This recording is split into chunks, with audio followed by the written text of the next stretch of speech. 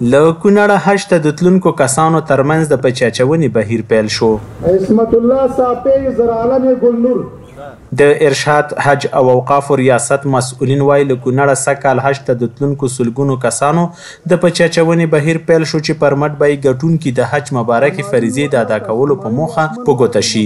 د کونړ ارشاد حج او اوقاف رئیس مولوي محمد رحیم مذهبي وویل سږکال 1026 کسانو د حج د فریضې ادا کولو لپاره نوملیکنه کړې وه چې د پچې اچونې په بهیر کې یوازې 130 کسان حج ته د تلو لپاره لاره پیدا کړه.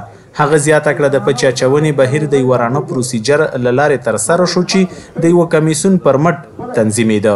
دا بالکل شفاف دی. په دې کې هیئت راغلی او د استخباراتو نماینده، ولایت د مقام نماینده، د علماو شورا نماینده او دا ټوله صحنه شاهده ده په دې باندې چې دا شفاف کار دی. لله الحمد.